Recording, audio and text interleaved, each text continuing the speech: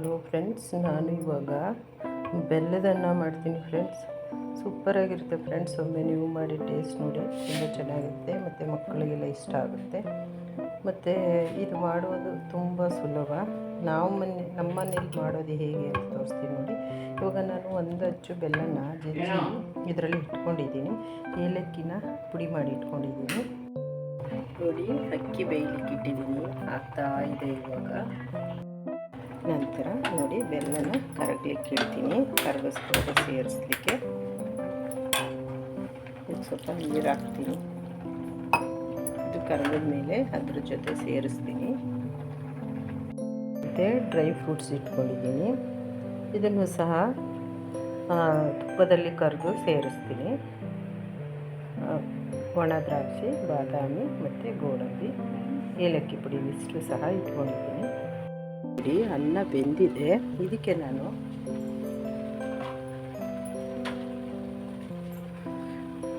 ಸೋದಿಸ್ಕೊಂಡಿರುವಂತಹ ಬೆಲ್ಲವನ್ನು ಸೇರಿಸ್ತೀನಿ.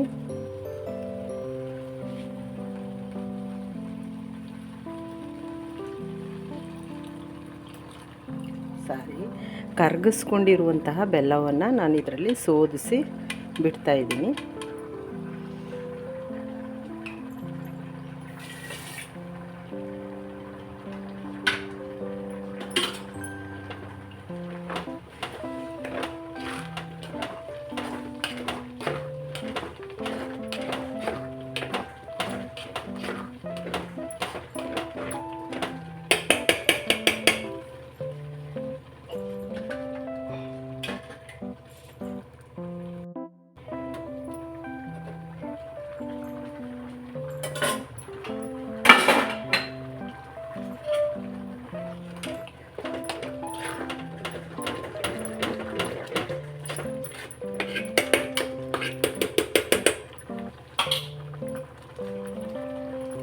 ಇವಾಗ ಇದು ರೆಡಿ ಆಯಿತು.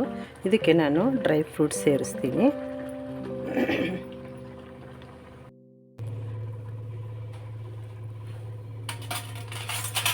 ನಾನು ಇವಾಗ ಸ್ಟವ್ ಹಚ್ಚಿ ಪಾತ್ರೆ ಇಟ್ಟಿದ್ದೀನಿ.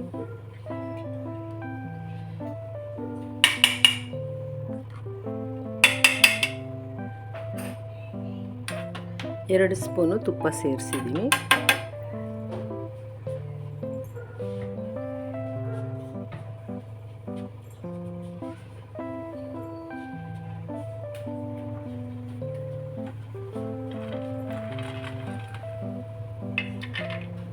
ಗೋಡಂಬಿ,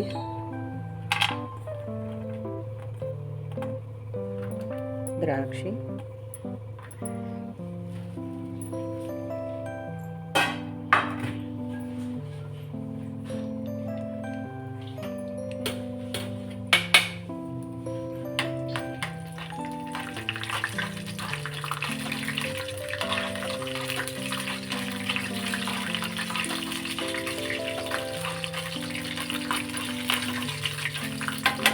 ರೆಡಿ ಆಯ್ತು. ಇವಾಗ ಅದ್ರಲ್ಲಿ ಸೇರಿಸ್ತೀನಿ.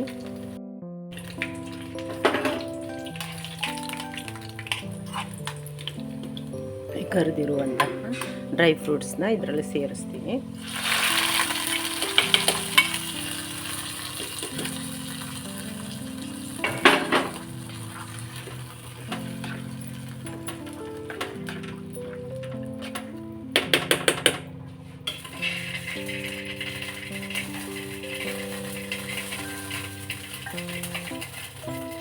ಮತ್ತು ಇದಕ್ಕೆ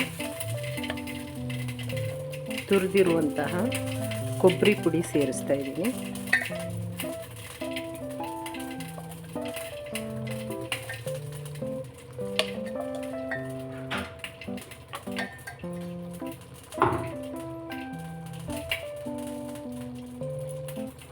ಇದ್ರ ಜೊತೆಗೆ ಏಲಕ್ಕಿ ಪುಡಿನ ಸೇರಿಸ್ತಾ ಇದ್ದೀನಿ.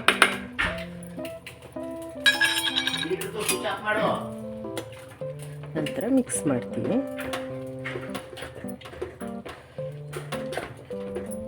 ಸೂಪರಾಗಿ ರೆಡಿ ಆಯಿತು ಫ್ರೆಂಡ್ಸ್. ಬೆಲ್ಲದನ್ನ ನಮ್ಮ ಮನೆಯಲ್ಲಿ ಮಾಡುವಂತಹ ಬೆಲ್ಲದನ್ನ ಇದು. ಇವಾಗ ನಾನು ಸ್ಟವ್ ಆಫ್ ಮಾಡ್ತೀನಿ. ರೆಡಿ ಆಯಿತು. ಹಲೋ ಫ್ರೆಂಡ್ಸ್, ನಾನು ಈ ದಿನ ಬೆಲ್ಲದನ್ನ ಮಾಡಿದ್ದೀನಿ ಫ್ರೆಂಡ್ಸ್, ಸೂಪರಾಗಿರುತ್ತೆ ಫ್ರೆಂಡ್ಸ್. ಒಮ್ಮೆ ನೀವು ಮಾಡಿ ಟೇಸ್ಟ್ ನೋಡಿ. ಮತ್ತು ಇದರ ಜೊತೆಗೆ ಸ್ವಲ್ಪ ಬೇಕಿದ್ದಲ್ಲಿ ಪಚ್ಚ ಕರ್ಪೂರವನ್ನು ಸಹ ಸೇರಿಸ್ಕೊಳ್ಳಿ ನಿಮ್ಗೆ ಇಚ್ಛೆ ಇದ್ದಲ್ಲಿ. ಮತ್ತು ತುಂಬ ಟೇಸ್ಟಿಯಾಗಿರುತ್ತೆ, ಹೆಲ್ತಿ ಕೂಡ. ಇನ್ನೂ ಬೇಕು ಅಂದರೆ ಸ್ವಲ್ಪ ಇದಕ್ಕೆ ಉಪ್ಪು ಸಹ ಸೇರಿಸ್ಕೊಳ್ಳಿ ನೀವು. ನಾನು ಸೇರಿಸಿಲ್ಲ. ಇವೆರಡೂ ಸಹ ನಿಮ್ಮ ಅನಿಸಿಕೆಯ ಪ್ರಕಾರ ಸೇರಿಸ್ಕೊಳ್ಳುವಂತಹ ವಸ್ತುಗಳು. ಜೊತೆಗೆ ಇದು ಯಾವಾಗ ಖುಷಿಯಾಗುತ್ತೆ ಅವಾಗೆಲ್ಲ ಮಾಡ್ಕೋಬೋದು. ಮಕ್ಕಳಿಗೆ ಊಟ ತಿನ್ನಲ್ಲ ಅಂದರೆ ಈ ಥರ ಮಾಡಿಕೊಟ್ರೆ ಚೆನ್ನಾಗಿ ತಿಂತಾರೆ. ತುಂಬ ಚೆನ್ನಾಗಿ ತಿನ್ಬೋದು. ಎಂಜಾಯ್ ಮಾಡಿ, ಖುಷಿಪಡಿ, ಚೆನ್ನಾಗಿ ತಿನ್ನಿ. ಹಾಗೆ ಮರೆಯದೆ ಫ್ರೆಂಡ್ಸ್, ಲೈಕ್ ಮಾಡಿ, ಶೇರ್ ಮಾಡಿ, ಕಮೆಂಟ್ಸ್ ಮಾಡಿ, ಸಪೋರ್ಟ್ ಮಾಡಿ, ಸಬ್ಸ್ಕ್ರೈಬ್ ಮಾಡೋದನ್ನು ಮರಿಬೇಡಿ.